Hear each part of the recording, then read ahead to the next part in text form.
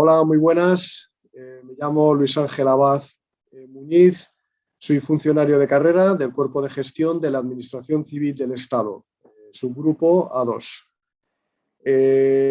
Aprobé la oposición con 49 años, teniendo en cuenta que la comencé con 46. Tardé exactamente 3 años, prácticamente de reloj. Y bueno, pues fueron unas circunstancias especiales porque podríamos decir que responde al dicho de aprobar por encima de los 40 o en mi caso personal aprobar por encima de los 45, porque además lo hice con familia numerosa, tengo 3 hijos y casado. Entonces, bueno, pues las peculiaridades eran bastante especiales y aquí estoy para hablaros de la oposición. Bueno, ¿qué significa opositar después de los 40? Bueno, pues desde luego es toda una aventura, ¿no? Yo reconozco que al principio me asustaba. Como he hecho en la presentación, empecé con 46 años a opositar. Mi mayor temor era el abuelo Cebolleta, literalmente, era como lo veía, se está presentando en oposición y iba a ser un poco vergonzoso. El prejuicio lo tenía yo, pero bien es cierto que fue una de las primeras preguntas que le hice a mi preparador, ya una persona experimentada en el mundo de las oposiciones, y le pregunté claramente, digo, normalmente se presenta gente con una cierta edad, algo más maduritos, digo, porque hombre, me da un poquito de vergüenza, ¿no? Y él me dijo que sí, que cada vez más. ¿Qué fue lo que observé? Pues que era exactamente como me había dicho el preparador. Además me ocurrió una peculiaridad muy interesante. Mi apellido es Abad, entonces pues normalmente he sido siempre el primero en la lista, por cuestión de apellido. Con lo cual recuerdo mi primera vez que me presenté, que era a los 2 meses de empezar a preparar la oposición. Lógicamente fui a probar, a ver el escenario, cómo era todo. Y me sorprendió porque me tocó en el aula magna de Derecho de la Facultad de Derecho de la Universidad Complutense. Un aula que muchos conocerán, de madera, que suena cada vez que pisas, gigantesca. Con lo cual me tocó entrar el primero. Y me tocó esperar a que todo el mundo se sentase, que por entonces eran muchísima gente.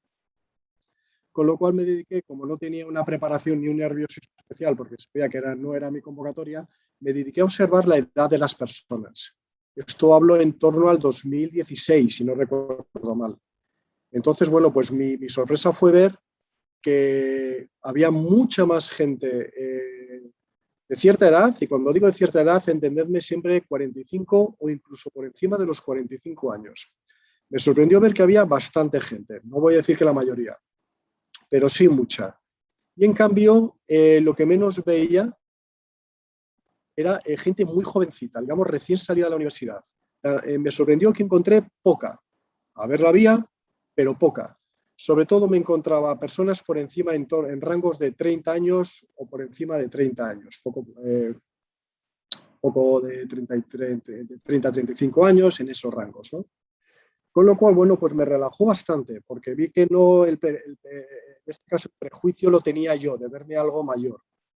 Pero realmente fue algo que ya asumí desde el principio y os puedo asegurar, 3 años después de aquello aprobé, fue a la segunda, en el caso mío por entonces, a la segunda convocatoria, pero ya solamente cuando aprobé yo pude ver montonazo de gente de mi edad. Y después he ido a acompañar a algún amigo, todavía a la oposición, y tengo claro que cada vez hay más gente mayor por encima de 40 y, por supuesto, por encima de 45 años. Es algo que constato, con lo cual, prejuicios, cero. Cada vez estamos más, cada vez somos más y cada vez aprobamos más.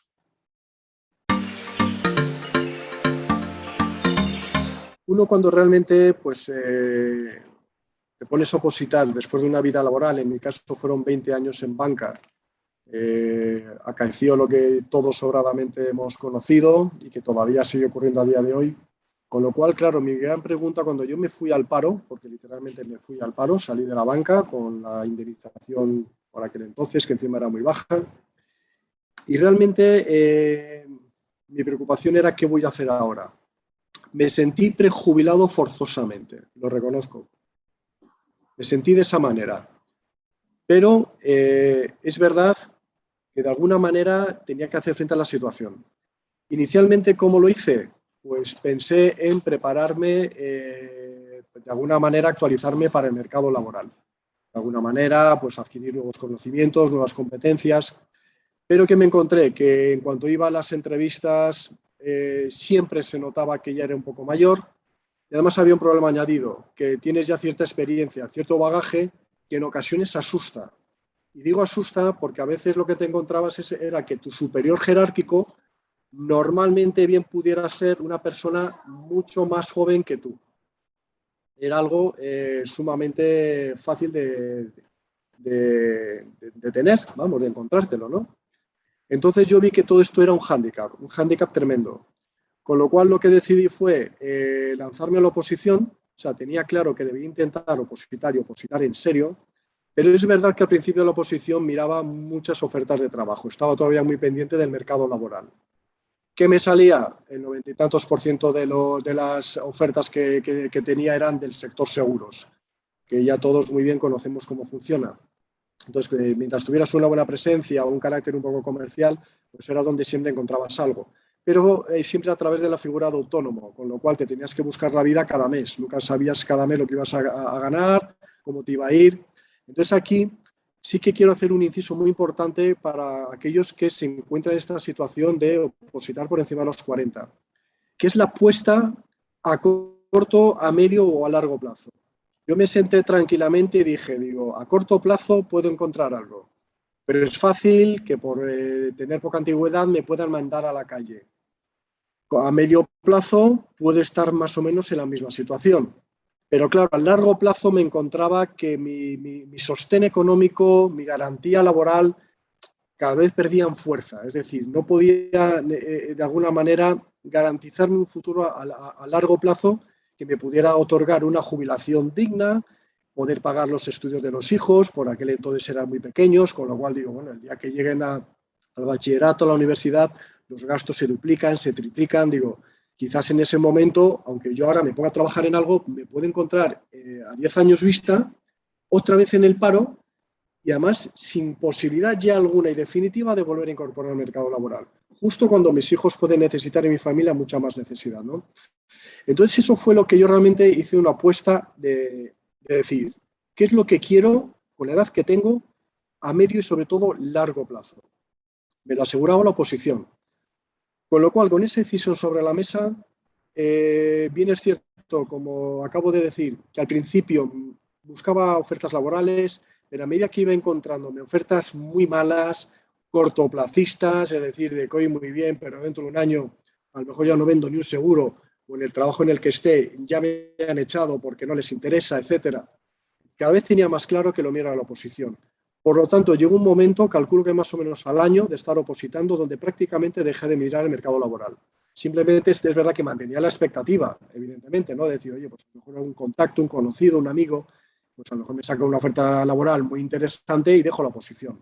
Pero ya era con las antenas bajadas. Simplemente era, si alguien me decía algo que era interesante, bien. Pero al año me olvidé del mercado laboral y me centré enteramente en la oposición. Tenía claro que no podía prejubilarme y menos forzosamente. Entonces, la apuesta final es a largo plazo y vi con una claridad meridiana que lo mío era la oposición. Así que me lancé, me cerré a opositar y ya está aquí. Una vez dado el paso de opositar, lógicamente es buscar quién te va a guiar en ese camino. No es ninguna tontería, por supuesto, ¿no?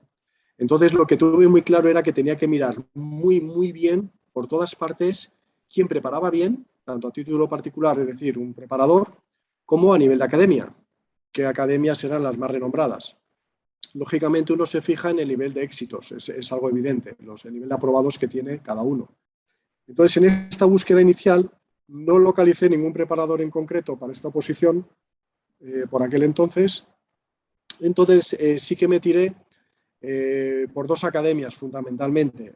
Hablo de aquel tiempo, ahora hay más academias, hay mayor oferta, etcétera, pero por aquel entonces recuerdo que estaba el CEF, conocido por todos, y SKR, una academia online de reciente creación, insisto, por aquel entonces. Ahora ya tiene mucho, vamos, trabaja muy bien, es una academia seria, etcétera. Pero claro, el problema también por por aquel entonces no es el que hay ahora con la pandemia, con lo cual normalmente era presencialidad la que se requería. El C por aquel entonces sí que tenía presencialidad. Fundamentalmente presencialidad. Te da una opción online, pero bueno, no era tan certera y desde luego poco recomendable para todos aquellos que empiecen la oposición. No es lo mismo alguien que empieza de cero a otra persona que ya lleva un tiempo preparándose y necesita, digamos, apuntalar sus conocimientos.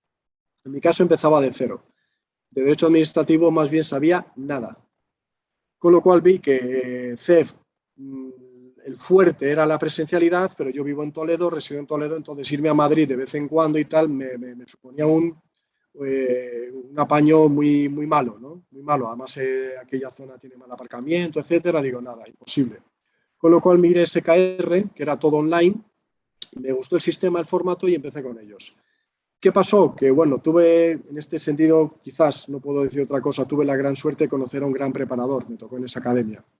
Esta persona, por una cuestión personal, etcétera, dejó la academia y al poco tiempo decidió preparar por su cuenta. No fue algo inmediato, pero al poco tiempo decidió preparar por su cuenta.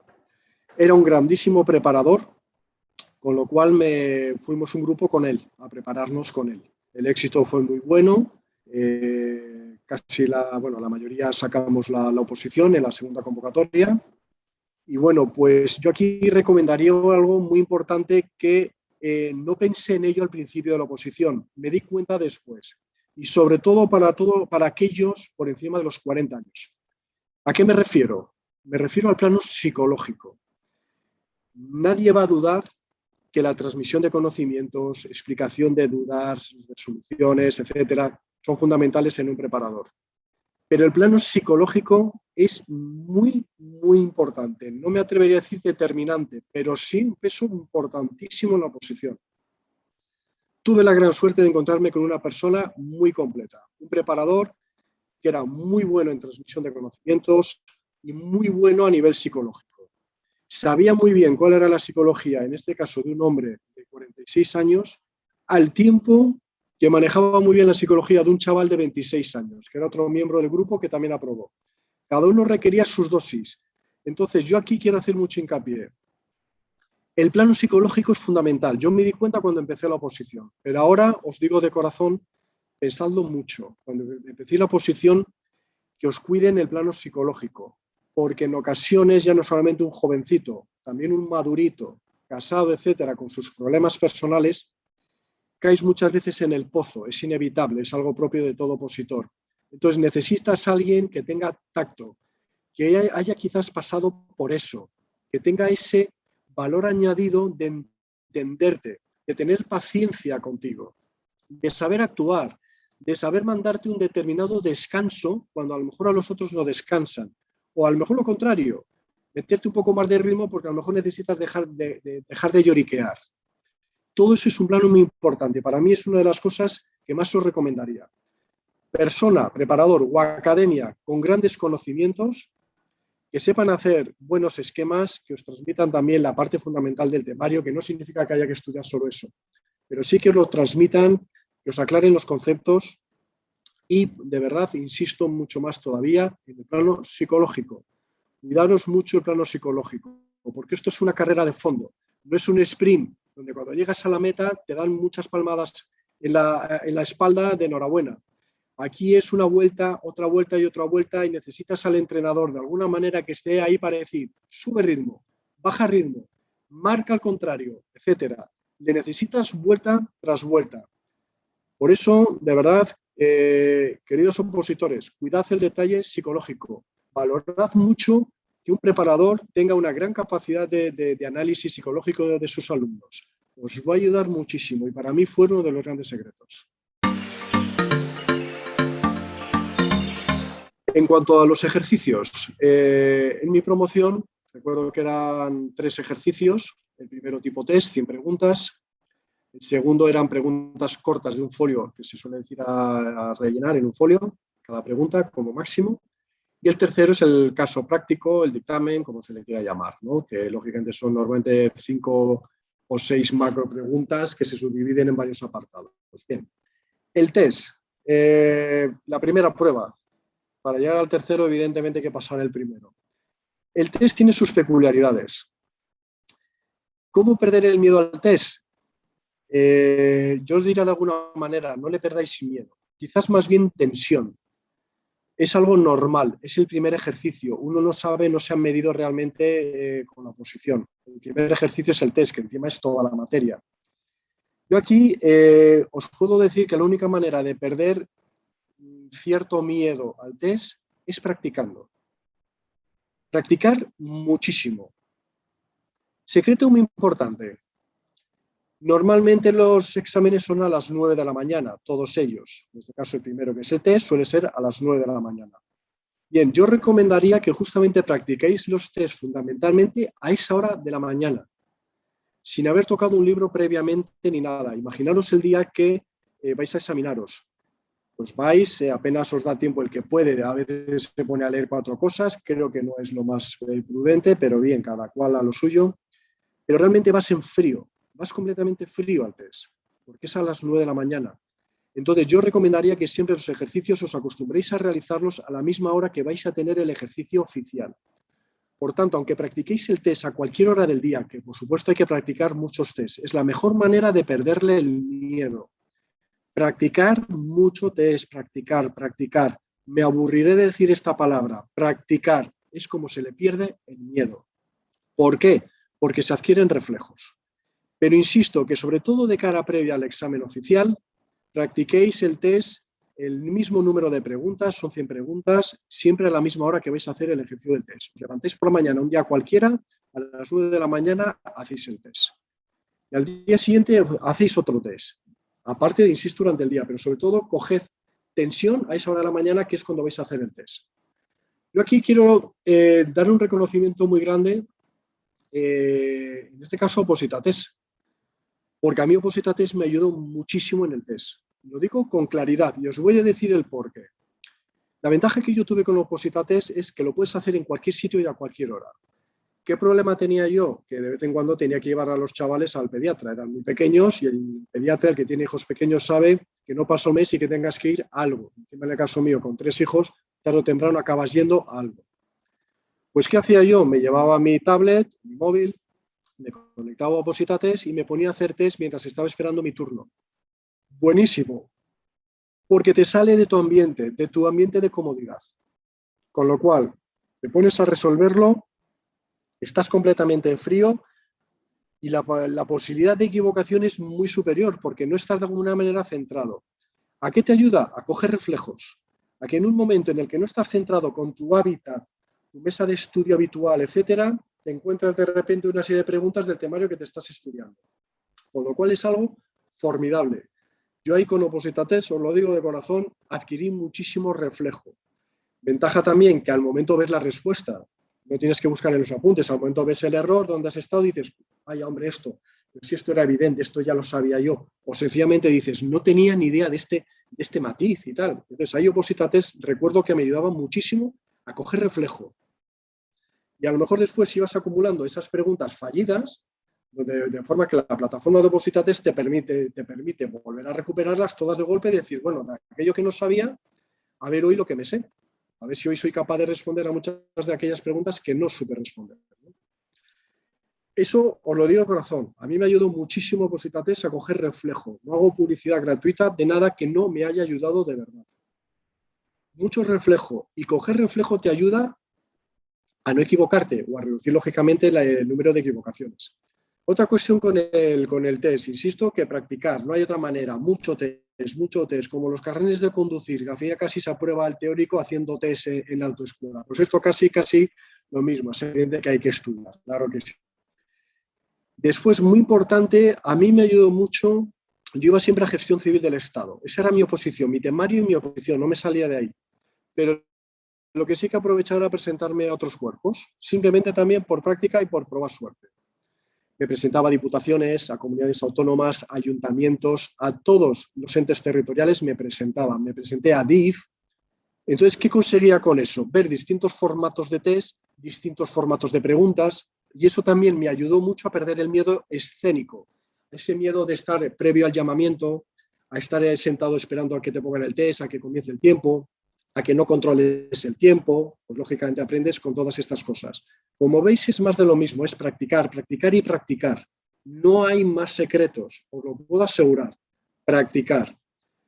Y, por supuesto, en el caso del test, en el examen oficial, que eso es algo que tenéis que practicar previamente en los ejercicios, en el test, me sigo refiriendo al test, es, como os decía al principio, uno entra a las 9 de la mañana normalmente a hacerlo, vas frío.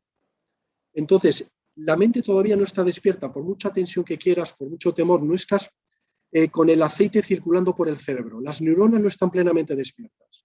¿Por qué digo esto? Porque es muy importante que sepáis aprender a responder las preguntas. Vuestro preparador o vuestra academia os lo va a decir, pero yo os lo voy a recordar. Si no se sabe una pregunta, podéis dejar señalizado como queráis, decir, pues creo que es la letra A o la C. Una de estas dos es seguro, pero si no estáis seguros, dejadla. No perdéis el tiempo. Sabéis que tenéis poquísimo para responder cada pregunta. Continuad, continuad, porque siempre vais a ver preguntas fáciles, preguntas medias y preguntas muy difíciles, pero a medida que vais avanzando en el test, uno va carburando poco a poco, va engrasando todas las neuronas. Y cuando a lo mejor has acabado el test y vuelves al principio aquellas preguntas que no has sabido contestar, al momento te sitúas. Os lo digo de corazón, que han sido muchísimos test los que he hecho en exámenes oficiales. Cuando ya prácticamente estás al final y has dejado a lo mejor 30, 20 sin contestar, lógicamente todo esto se aprende practicando el test para saber que según ves la pregunta, si la ves con claridad, contestas, la siguiente contestas así. Si tienes dudas, pasa. Hombre, otra cosa es que sea un matiz que digas, espera, que lo tengo, vale, pues contéstalo. Pero si tenéis dudas realmente, pasad. Cuando acabéis, si sabéis y ya habéis practicado, os dará tiempo a ver aquellas que no habéis contestado. Y podéis comprobar que unas cuantas vais a contestar con cierta seguridad o con plena seguridad.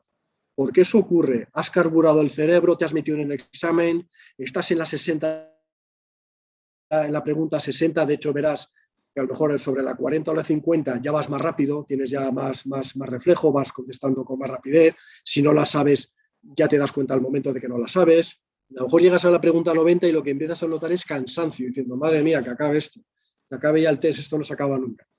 Pero aún así tienes fuerzas y capacidad suficiente para aquellas de atrás que no has sabido contestar, rematarlas. Os aseguro que eso ocurre. No perdéis el tiempo desde el inicio en aquello que no sepáis, ¿de acuerdo? Y después, el segundo y el tercero, que ahora se hacen en un solo ejercicio, en mi promoción estaban separados, esos ejercicios se practican al poco tiempo de empezar la oposición. Cuando ya vas adquiriendo conocimiento del temario, hay que empezar a practicar el segundo y el tercer ejercicio. ¿Cómo se practica el segundo? Yo creo recordar que tenía 6 minutos por pregunta. Hablo un poco de memoria, ahora no recuerdo exactamente. Pero creo recordar que eran 6 minutos por lo siguiente. O sea, el tiempo oficial, es decir, eran 15 preguntas, pues el equivalente, ¿no? En minutos. Pero yo sé que tenía 6 minutos por pregunta para contestar. ¿Qué era lo que hacía en la práctica? Dedicar 5 minutos, no 6. Para habituarme, en este caso, a contestar más rápido de lo que yo espero el día del examen. ¿Por qué también? Pues porque cuando uno acaba la pregunta necesitas leer la siguiente y eso lleva tiempo, eso lleva segundos. Necesitas hacer un ejercicio rápido de situación para saber cómo contestar. ¿Cómo se contesta el segundo? Queridos opositores, centráis la pregunta. Ahora ha cambiado, insisto, ahora fijaros más en vuestro preparador, en vuestra academia, porque ha cambiado el sistema. No hay que meter literatura, hay que centrar la pregunta. En lo que se estén preguntando, centrar, como se suele decir, el tiro. Un contexto de 2 o 3 líneas y atacar de lleno la pregunta a lo que se están preguntando. Datos puros a lo que se están preguntando. No salgáis de ese esquema, porque eso no va a puntuar y perdéis el tiempo. ¿De acuerdo? Os aseguro que en un folio da para contestar datos puros los que queráis. Os faltarán incluso datos. Pero por eso, insisto, una situación breve, mejor legislativa, de qué os están preguntando y directamente contestad a la pregunta. Datos puros de lo que os están preguntando. El tercer ejercicio, caso práctico, también en cuanto empiezas a adquirir conocimientos con la oposición, me atrevería a decir 1 mes, máximo 2 meses, pero como muchísimo, hay que empezar a resolver ejercicios prácticos. Porque pasa como con el test. Se aprende resolviendo. Son resoluciones de casos prácticos, donde os pueden preguntar qué tipo de contrato corresponde a cuando compramos un determinado producto para no sé qué, para lo que sea, etcétera, cuál es el tiempo de resolución, cuál es el plazo de contestación, cuál es el plazo, o qué procedimiento sigue, o en una subvención, qué procedimiento de revocación puede seguirse en una subvención que se ha dado ilegalmente, etcétera. Todo eso se consigue practicando. Al principio uno contesta barbaridades, no sabe ni qué contestar, ni cómo situar la pregunta, pero por eso es por lo que se aprende. A base de contestar, a base de hacer casos prácticos, uno sabe qué contestar. No hay tampoco mayor secreto. Se aprende practicando, practicando y practicando. Y en el ejercicio final, cuidadito, ya tengo experiencias de compañeros y por supuesto la mía. Os diría, prácticamente igual que con el segundo ejercicio, es decir, con las de preguntas cortas. En el ejercicio práctico hay que contestar a lo que te están preguntando. Nada más que eso, situad de nuevo el contexto legislativo previo como inicio, como entradilla, y al momento situaros tal cual en lo que se están preguntando, que da para muchísimo. No hay que rellenar hojas por rellenar. En esta última promoción he conocido a 2 personas que prácticamente han agotado todos los folios que les dan, que ya es difícil agotarlos, se han suspendido los 2 y han contestado a muchas cosas. Pero yo aquí os diría, con un ejemplo que me contaron que es muy claro, nos vamos a entender muy bien. Te ponen una pregunta y tienes que contestar filete. Está muy bien el filete con patatas, pero lo que el tribunal quiere es filete. Quiere chicha, quiere filete. ¿Puedes adornarlo con patatas? Muy bien. ¿Son muy sabrosas? Por supuesto. Como lo cargues de patatas, el filete no se ve. Y si no se ve el filete, por muy bien que lo redactes, estás fuera. Hay que hacer brillar el filete. Hay que hacer brillar tu conocimiento sobre lo que te están preguntando. Cíñete a lo que te preguntan, que insisto, da para mucho juego. Puedes contestar muchas cosas, pero no rellenes por rellenar. Con el consiguiente problema de que si uno empieza a rellenar y a hacer larga la historia, el tribunal se evade, se pierde. Y hay ocasiones en las que el tribunal tira el bolígrafo. Mala señal. No puede, tienes que tener al tribunal pendiente de ti, de que los datos que estás contando son puros. Cuando hablo de puros es lo que te están preguntando. Insisto, hay para hablar mucho, pero no rellenes hojas por rellenar hojas, porque como el tribunal se pierda y en algún momento vea que te estás yendo fuera, está muy bien, la patata, adorna muy bien el filete y es muy bonito, como el tribunal vea que te pierdes, el tribunal se evade, no está atento, y que el tribunal retome la atención en ti de tu comentario, de tu resolución, es difícil. Por eso hay que mantener al tribunal en vilo, hay que mantenerle vivo continuamente. Aquí, para terminar, sí que también quisiera advertiros de la lectura. Es verdad que si no has puesto conocimientos, lo que te están preguntando a cada pregunta, etcétera. Por cierto, no vayáis preguntas súper largas y las 2 últimas preguntas, como ya vamos pillados de tiempo porque nos hemos pasado de listos, lógicamente hacemos parrafito pequeño y ya digo, bueno, ya hemos contestado lo que nos han preguntado. Eso queda fatal, queda fatal. Todas las preguntas más o menos deben tener un tamaño, digamos, similar para entendernos, que tengan contenido todas, que no se note que te ha pillado el tiempo y las 2 últimas preguntas o la última va raquítica. Queda fatal eso. Por eso controlad el tiempo.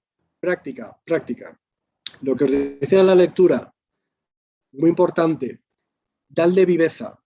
No es lo mismo leer así, continuamente boca abajo, vosotros imaginaros cómo me estáis viendo, leyendo, porque según la ley de contratos, en este caso se corresponde a la ley tal del año y tal, donde realmente los contratos pueden ser esto, este es un contrato menor, por lo tanto puede ser un máximo de 15.000.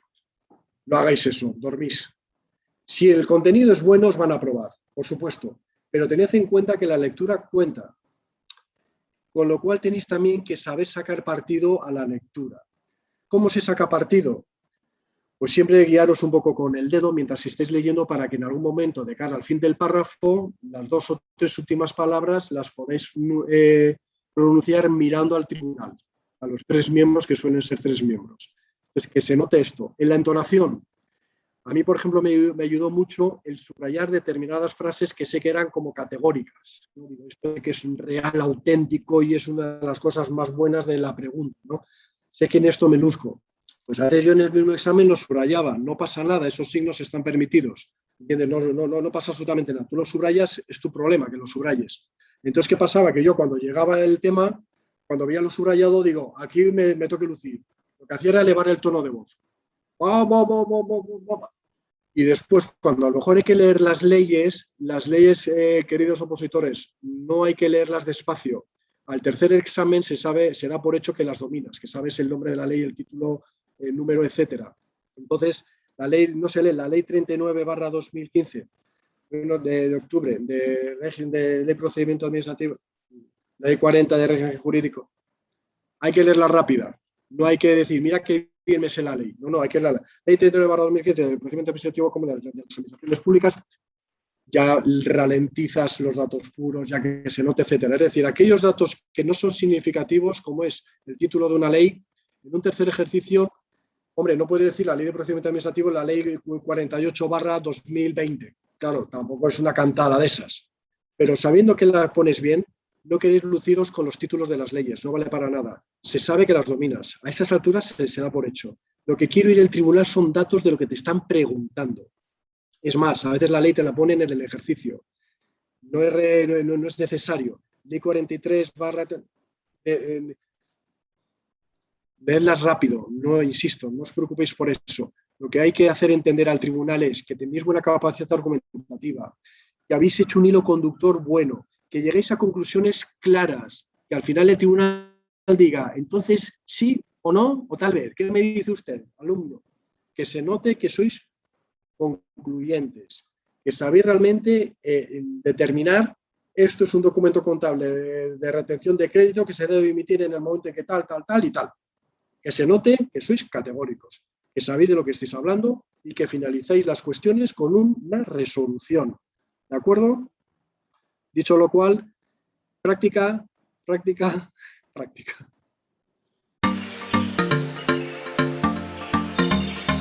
Ritmo de estudio. ¿Cuál era mi ritmo de estudio?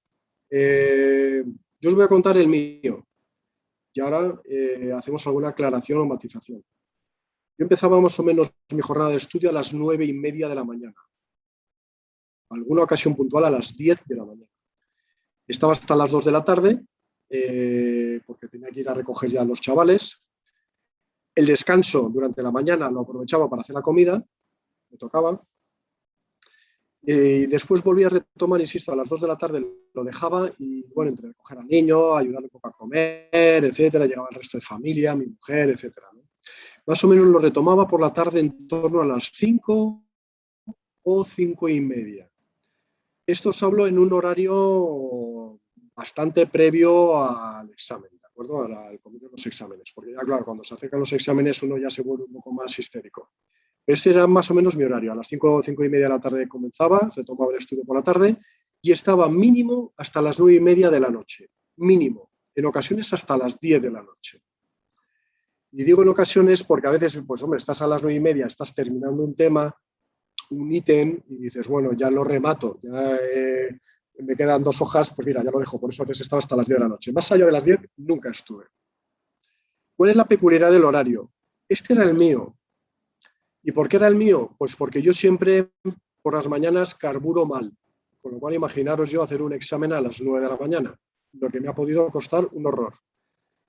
Pero básicamente era mi horario porque yo siempre he sido más de ciclo de tardío.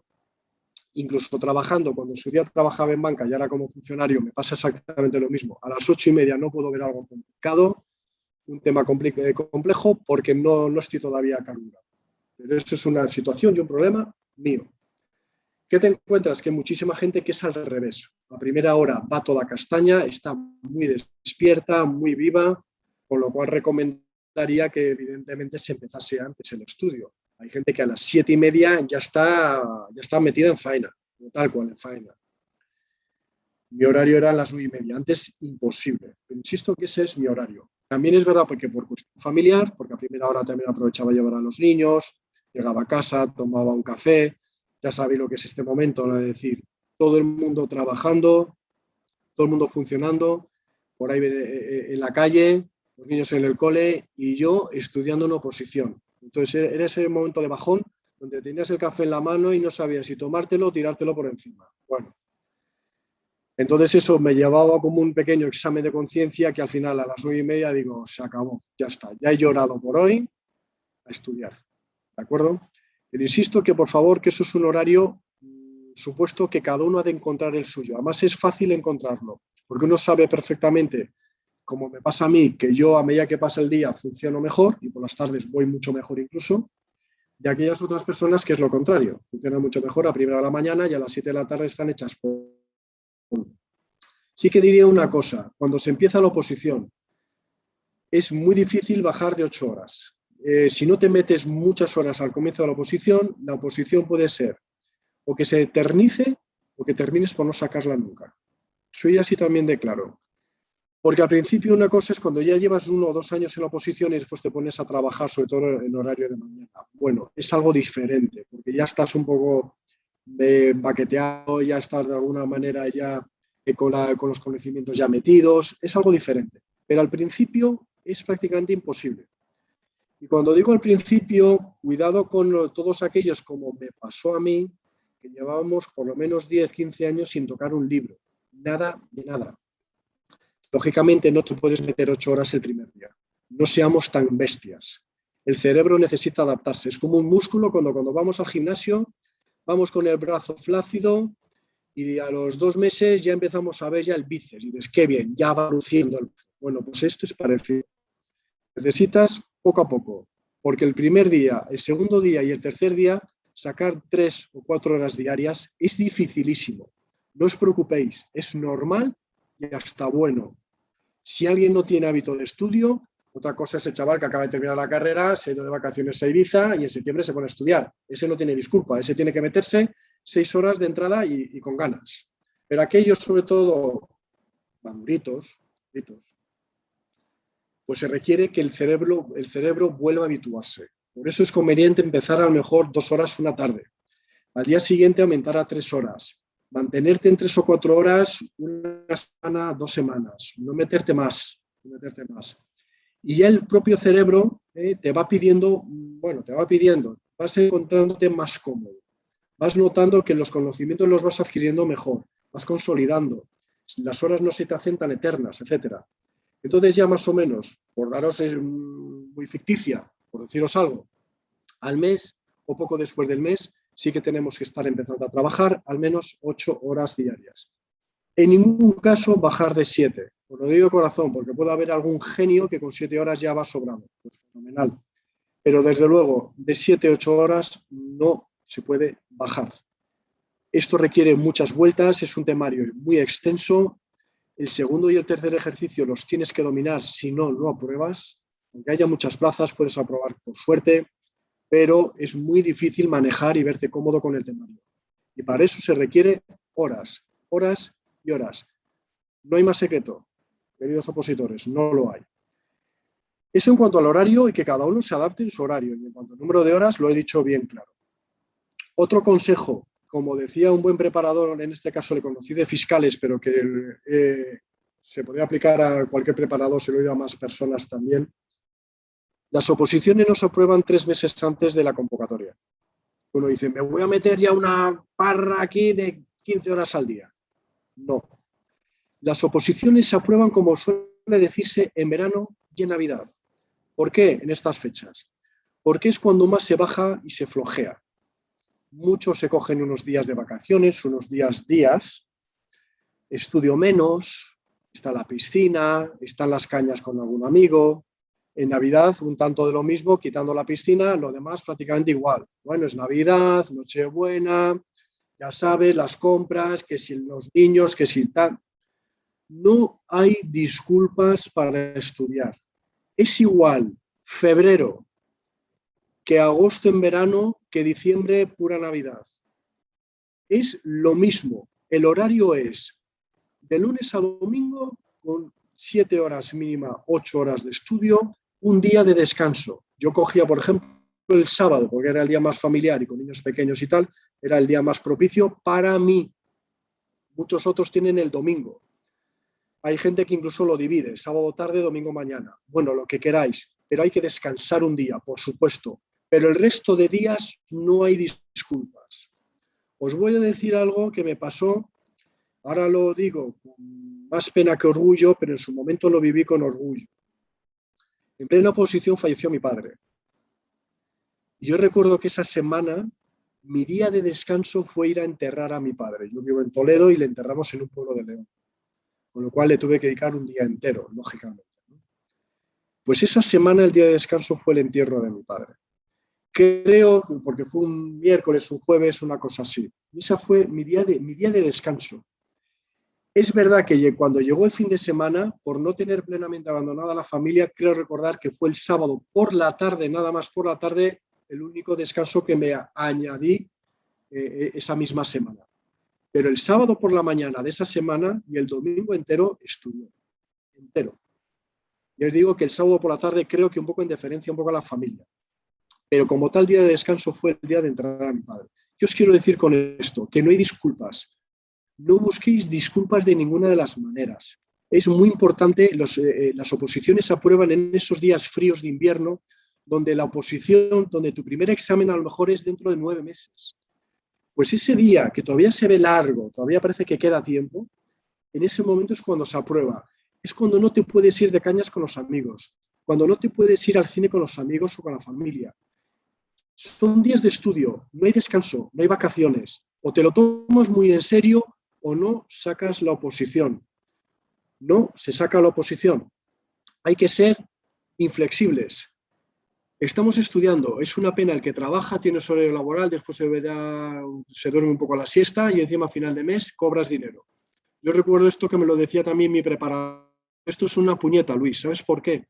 Porque tú estás por la mañana, estás por la tarde, un rato por la noche, 6 días a la semana y a fin de mes no hay un chavo. Cierto, es así de duro. Lo disfrutaréis después, pero no andéis con disculpas de me voy, me vengo, es que me llama un amigo, es que mira tal. Hombre, si hay una urgencia máxima se va, evidentemente. Pero evitar en toda la medida lo posible cualquier circunstancia que os quite de estudiar.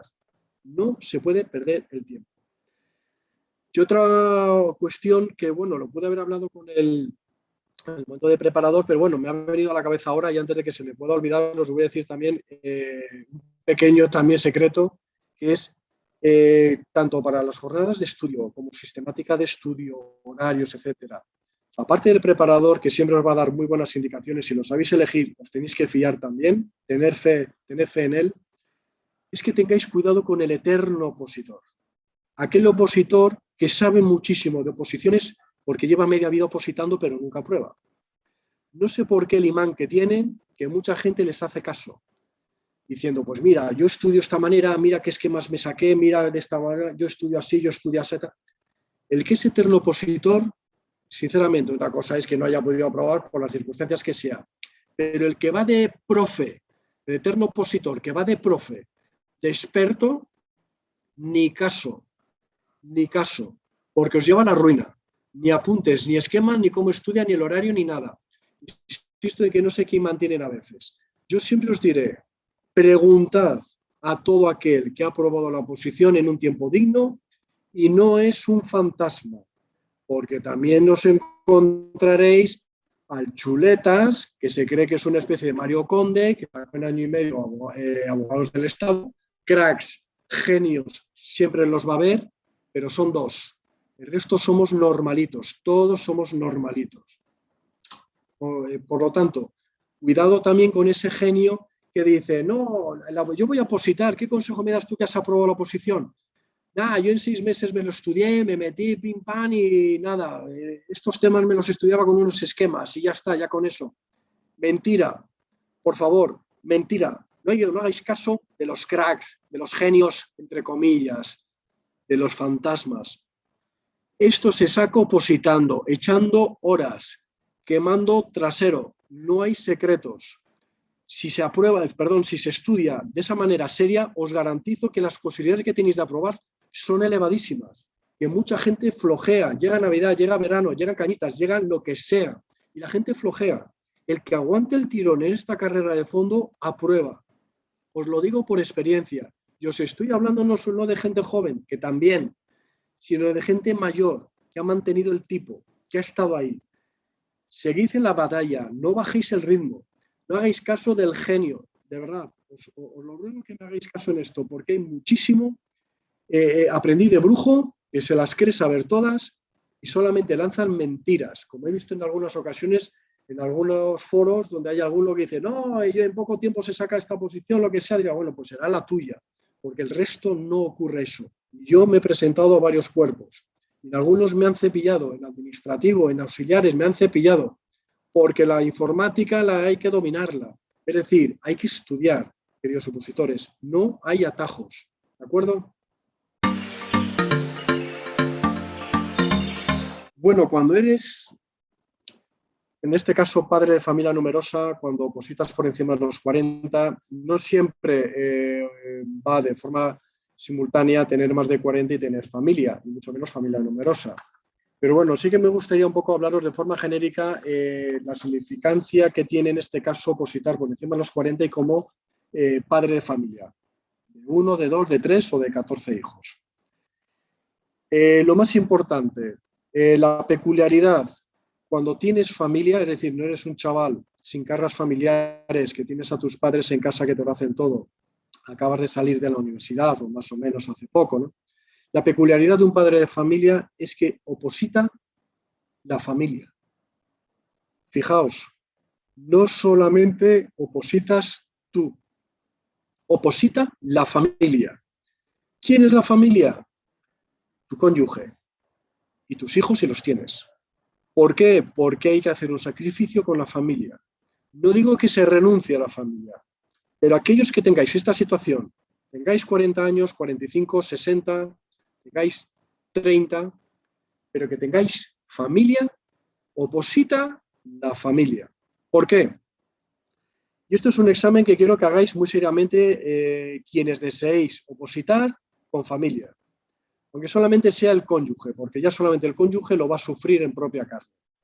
Habéis visto hasta ahora lo que es el horario, sistemática de estudio, etcétera. Es un sacrificio enorme. Con lo cual necesitáis comprensión y aceptación de vuestro entorno inmediato. ¿De acuerdo? Es importante el apoyo de la familia, lo que se llama nuclear, lo que entendemos por familia nuclear, que es, insisto, tu cónyuge, sobre todo tu cónyuge, tu pareja, que esté conviviendo contigo día tras día. Y por supuesto también los hijos, eso es determinante. Si no tenéis el apoyo y la comprensión de esta parte de la familia, se os va a complicar mucho la oposición. Siento decirlo también de forma tan clara y evidente, pero es así. No hablo solo por propia experiencia, hablo de varios padres de familia y madres de familia que han vivido exactamente lo mismo. En mi caso es cierto que tenía a mi mujer, que es funcionaria. Ayuda mucho porque por la mañana ya viene más o menos cansada, pero al final las tardes más o menos son libres. Ayuda muchísimo. ¿Qué quiere decir esto? Que vuestra pareja tiene que asumir que no puede estar continuamente con vosotros, con aquellos que están opositando. No podéis estar frecuentemente con ellos. No os pueden interrumpir cada 2 por 3. No hay películas que ver cada 2 por 3. Los días de descanso, que habíamos dicho de los 7 días de la semana, siempre dedicar uno al descanso, que suele ser el sábado o el domingo, hay que aceptar de alguna manera el capricho del opositor, porque dirás, bueno, y la otra persona casi seguro que esté trabajando o se esté encargando de la casa y diga, oye, yo también tengo derecho a descansar. Por supuesto, pero hay que primar algo más al opositor, porque si el opositor no descansa como cree conveniente, digo creer conveniente no es decir, vámonos a hacer puente, ¿no? Diga, oye, no, bueno, tírate tú, a mí no me pongas en esa tesitura, ¿no? Pero simplemente que digas, por ejemplo, uno que puede ser muy cinéfilo y le diga al opositor, oye, que echan una película formidable. Pues puede decir el opositor, oye, mira, es que he centrado la vista 8 horas al día, aquí en un papelajo, si ahora me pides irme al cine, encerrarme entre 4 paredes oscuras y ver otra película, pues mira, dices, mira, no puedo con eso, necesito salir, tomar unas copas con amigos, con quien sea, etcétera. Entonces es verdad que hay que supeditarse en cierto modo, por favor, que se me entienda, la familia se tiene que supeditar algo al opositor. En cuanto a cargas familiares, no os voy a decir el 100%, pero siendo generoso, el 80% lo ha de asumir la otra parte. Insisto, es la verdad y la realidad. Por eso os digo que oposita la familia. Tiene que asumir la otra parte, el tema de los hijos, si hay que llevarles al parque, si hay que llevarles con la familia, con los abuelos, con lo que sea. Por supuesto, quien tenga amigos o abuelos, etcétera, o tíos, que se pueden hacer cargo de alguna manera de la familia, formidable. Yo es que no tenía eso. Yo solo tenía a mi mujer. Con lo cual, la compra, salvo el día de descanso, que tampoco está mal en salir a hacer la compra en familia, pero la compra básicamente del día a día, cosas, ropas de los niños, de tal, gran parte de la limpieza de casa, todo eso en este caso lo asume la otra parte, lo asume la pareja del opositor. Tiene que concienciarse de ello, porque si no, el opositor no está centrado, no dispone del máximo número de horas. Insisto, la repercusión que puede tener es que la oposición se eternice o que no la saques. Haced ese examen de conciencia antes de que uno decida. Yo lo hice y me consta que varios compañeros míos también, ya funcionarios, lo hicieron. Se sentaron y evaluaron y dijeron, ¿podemos? Tú te vas a encargar de llevar a los niños al cole, recoger la mesa, cocinar. Insisto que no todo lo tiene que hacer la otra parte. Yo, por ejemplo, la comida del día la hacía por la mañana en el ratito de descanso. Iba por los niños con el coche. Ahora, las tardes, los niños daban muchísima guerra y mi mujer toda la tarde, lluvia, frío, sol, le sacaba fuera. Si había que llevar a una academia para algún tema, mi mujer iba a un lado, cogía al niño del otro, iba al otro. Prácticamente no les veía hasta la hora de la cena. Y, por supuesto, preparar la cena, recoger cena y todo lo hacía mi mujer. Entonces, por eso, por favor, quiero que toméis mucha nota de esto. Apoyo de la familia total y absoluto. Del resto, ¿qué os voy a decir? Es muy duro convivir con amigos. Yo, en mi caso, cuando estaba opositando, pues tenía eso, empecé con 46 años, aprobé con 49. Entonces, claro, las conversaciones de tu grupo de amigos, sea del grupo que sea, no es el estudio. Eso es en la universidad. Entonces, ¿qué te vas a encontrar? Descolocado.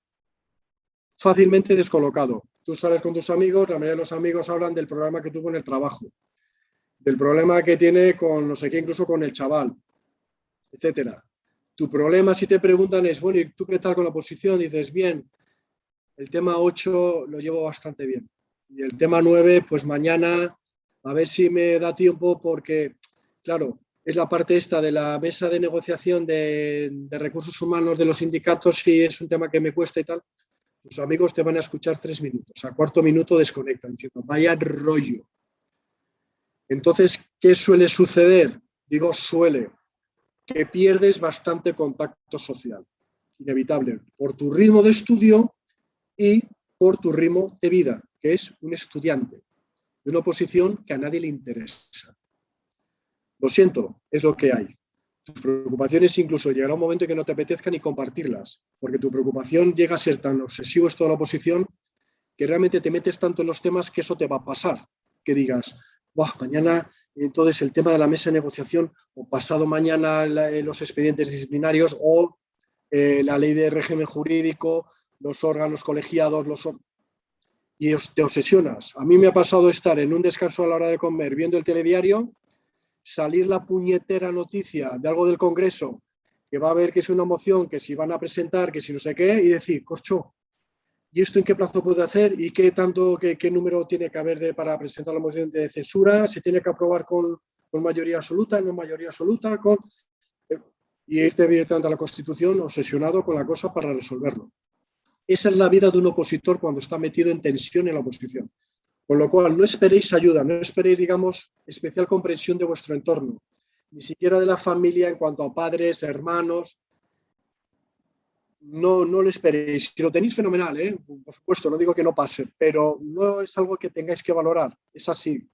Pero sí necesario, muy importante, insisto, como empecé, oposita para un padre o madre de familia, o cónyuge, pareja, que vive en familia, es decir, que no sea un chavalete que vive a su aire, Recordad, oposita la familia.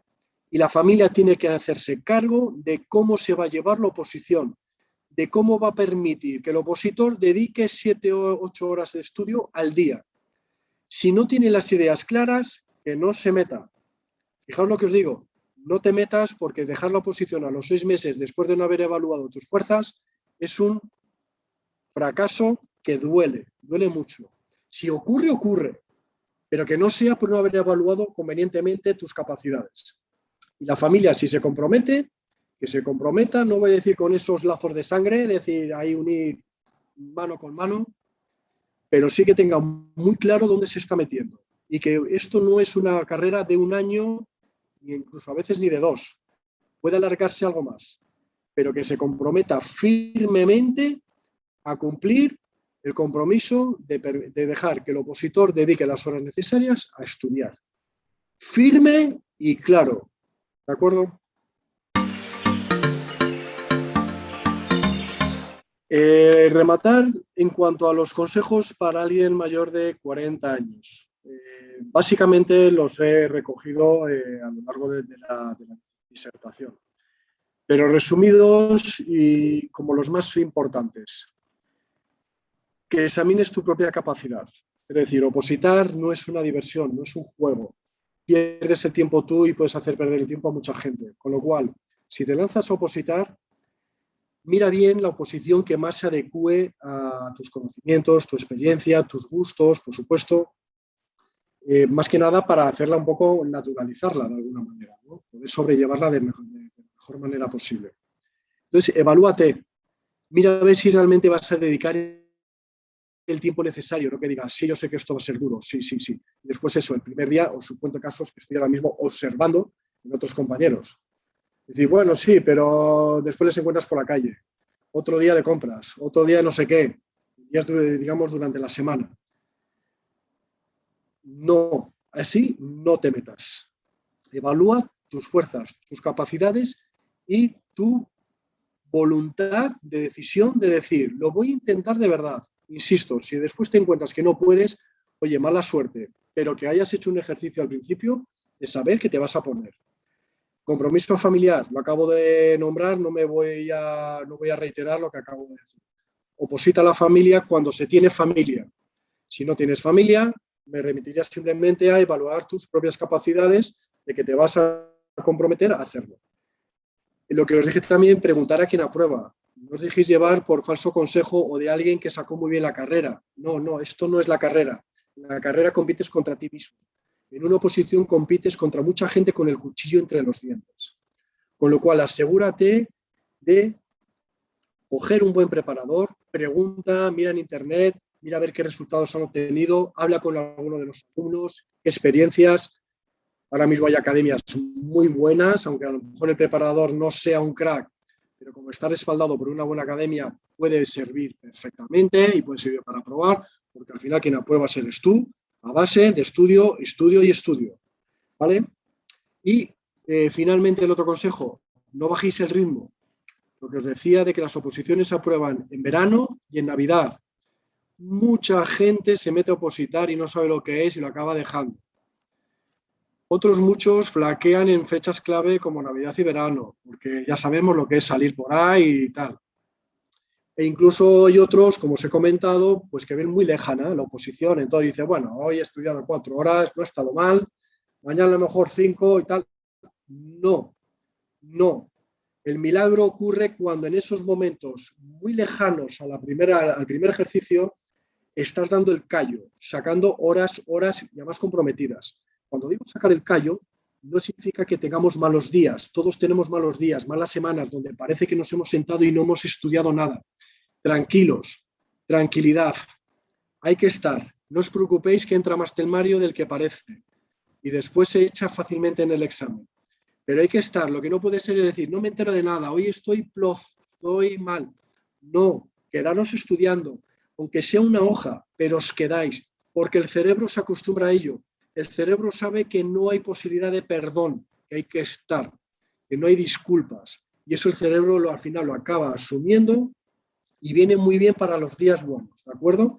Pero cuando empecemos a flaquear, el cerebro os va a traicionar y os va a decir, por favor, perdóname el día de hoy, hoy no estudies, vámonos por ahí. Con lo cual hay que darle caña al cerebro. No bajéis el ritmo. Se aprueban mucho antes del primer examen y en fechas claves. ¿Se puede descansar un poco? Sí. ¿Hay problema en coger algún día de vacaciones en verano? No, no hay ningún problema. Si no tienes el examen a la vuelta del verano.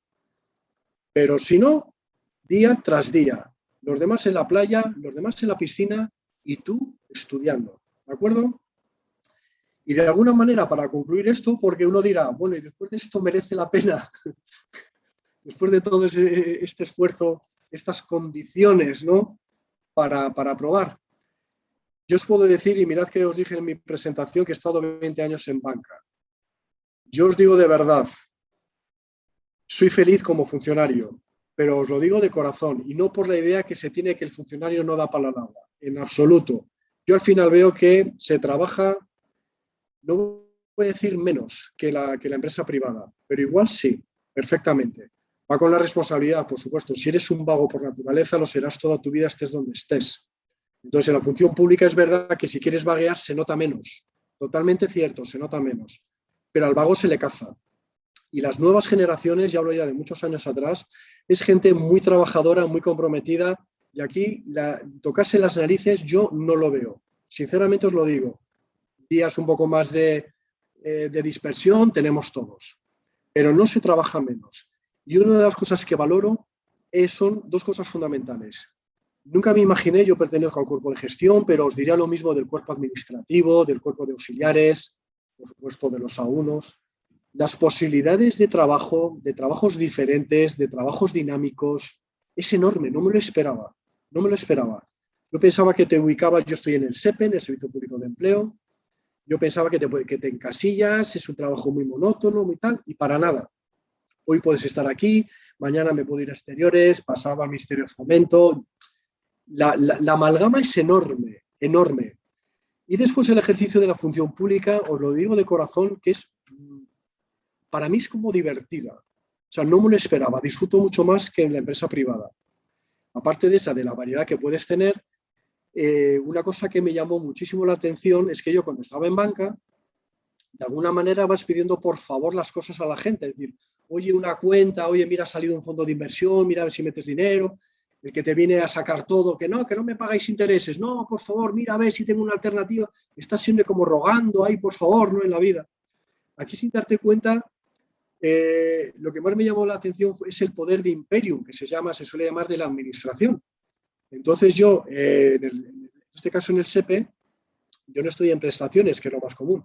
Yo estoy en seguimiento y control de formación bonificada. Son los cursos que dan las empresas a sus trabajadores, como reciclaje, etcétera, y disponen de unos créditos de formación que se bonifican a la seguridad social. Bueno, la definición.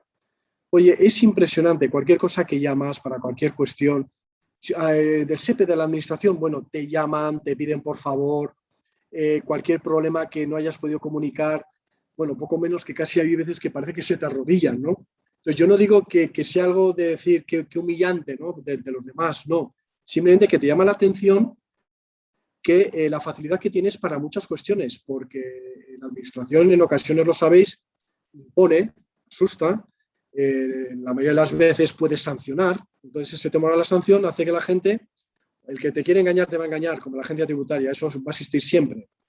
El SEPE, la agencia, en todos los ministerios, organismos públicos, pero es verdad que se te pasa esa cosa de decir, no tengo que pedir por favor, la gente es que me busca, con tal de no tener problemas, colaboran todo lo que sea, aunque solamente sea como postureo, pero bueno, eso llama mucho la atención.